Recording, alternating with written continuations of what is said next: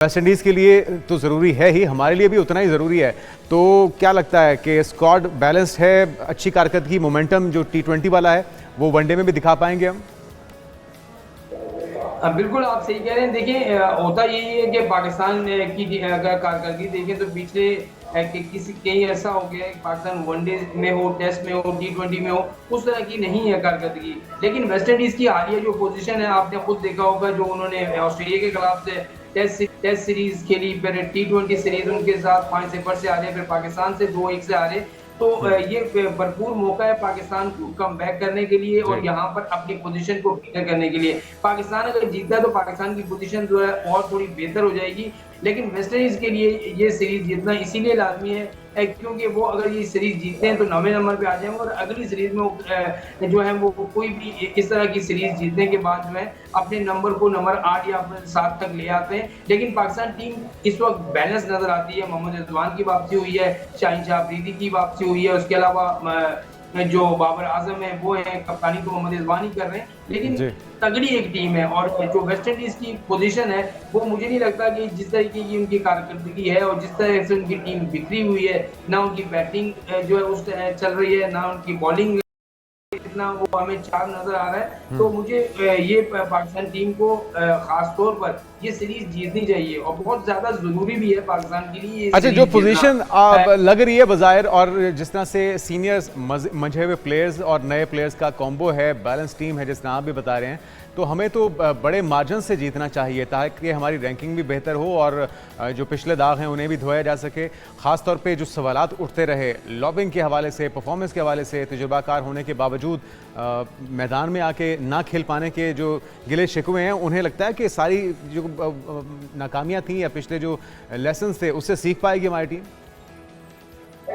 बिल्कुल आप सही कह रहे हैं। देखिए सबसे बड़ी बात ये होती है कि जब आप पाकिस्तान टीम की नुमाइंदगी कर रहे हैं और इंटरनेशनल तर्ज पर जो क्रिकेट खेली जाती है उसमें और आपकी जो अपनी क्रिकेट जो PSL हो गई या दीगर लीग हो गई, इसमें जमीन आसमान का फर्क होता है। तो खासतौर पर ये पाकिस्तान के लिए अच्छा मौका है। पाकिस्तान के बोर्ड तो वो अच्छे काम कर रहा है। खासतौर पर हमने स्टांस दिया चैंपियंस ट्रॉफी में, वो हमने जो है मॉडल के साथ खेली। फिर एशिया कप में जिस तरीके से जो इजलास हुआ ढाका में, वहां पर चेयरमैन PCB डटे रहे।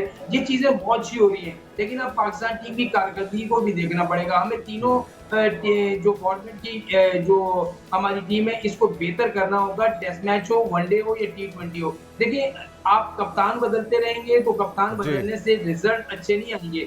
अगर आप एक कप्तान बनाते हैं तो उसको 2 साल का टाइम दें, वक्त दें, हेड कोच को टाइम दें, टीम में जो परफॉर्म कर रहा है उसको तवातर के साथ मौका दें। तो मुझे लग रहा है कि पाकिस्तान टीम में बैलेंस हो सकती है और पाकिस्तान टीम अब जीत की पटरी पर दोबारा जा सकती है।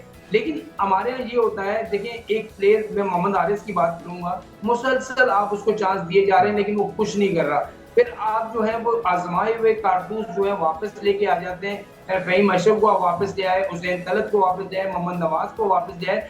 ये मोहम्मद नवाज ने बॉलिंग अच्छी की जी, वहां पर कंडीशन इस तरह की थी। लेकिन हर जगह इस तरह की कंडीशन नहीं होती। आपने टूर करना है, ये सवाल वैलिड हैं और सिलेक्शन कमेटी को यकीनी तौर पे इन्हें देखना भी चाहिए, इन सवालों को एड्रेस भी करना चाहिए और उसमें बेहतर तब्दीलियां भी लानी चाहिए। जो बेहतर ऑप्शंस हैं हमारे पास उन्हें यूटिलाइज करना चाहिए। अच्छा, अगर एशिया कप की बात करें हॉकी के अंदर, तो अब पाकिस्तान ने भी जैसा जो कहते हैं ना चेहरा है उसी तरह का थप्पड़ रसीद करने का फैसला किया है। खेल के अंदर सियासत नहीं होनी चाहिए, पाकिस्तान इस चीज़ का इदराक करता है, लेकिन मुसलसल प्रोपेगेंडा, नफरत का इजहार किया जाना, अब पाकिस्तान ने भी वैसा जवाब देने का फैसला किया है। कितना खुशाइंद है, क्योंकि हमें तो सिक्योरिटी क्लियरेंस नहीं दी जा रही थी कि हमारे खिलाड़ियों को वो प्रोटेक्ट कर पाएंगे अपने मुल्क में। नहीं देखिए ये बात तो बिल्कुल आपकी दुरुस्त है कि जैसा करोगे वैसा भरोगे।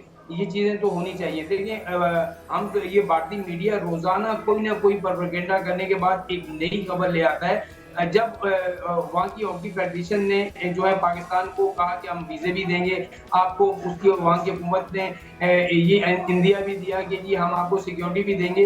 लेकिन बीच में मीडिया जो था उनका ववेला मचाने लगा, उनकी जो इंसाफ पसंद तंजीमें वो ववेला मचाने लगी कि पाकिस्तान क्यों आएगा, क्यों खेलेगा। उसी वजह से पाकिस्तानी हुकूमत जो है उन्होंने फैसला किया था कि 1 साल तक पाकिस्तान की कोई भी टीम, चाहे वो क्रिकेट की हो, हॉकी की हो, दीगर जो खेलों के मुकाबले उनकी कोई भी टीम भारत जाकर नहीं खेलेगी। ये पहले से तय हो चुका है। लेकिन मसला सारा ये है कि पाकिस्तान हॉकी फेडरेशन अब तक इंतजार करी है कि हुकूमत क्या कहेगी। हुकूमत ने साफ तौर पर मना कर दिया और खुद भी राना मुजाहिद को अगर आपने सुना होगा तो 2 दिन पहले उन्होंने वहाँ पर लाहौर में जो बातचीत की उन्होंने कहा जी कि हमें तहफ़्फ़ुज़ात हैं, हमें सिक्योरिटी इशू हैं वहाँ जाने के लिए, तो फिर तो कोई बात ही नहीं बनती। अच्छा, अब जो एशियन हॉकी अभी कहा जा रहा है बदी भाई कि बांग्लादेश को मुतबादिल के तौर पे लाया जाएगा अचानक, मतलब वो किस तरह से, उनके पास कोई जादू की छड़ी तो है नहीं कि टीम तैयार भी कर लेंगे, उसकी प्रैक्टिस भी करवा लेंगे और वो इवेंट का हिस्सा बन भी जाएगी। तो बांग्लादेश हॉकी फेडरेशन की तरफ से तो ये भी कहा है कि हमें अभी तक ऑफिशियली ना तो एशियन हॉकी फेडरेशन ने ना इंडिया ने इन्फॉर्म किया है, तो ये क्या ये प्रैक्टिकल होगा, मुमकिन हो पाएगा?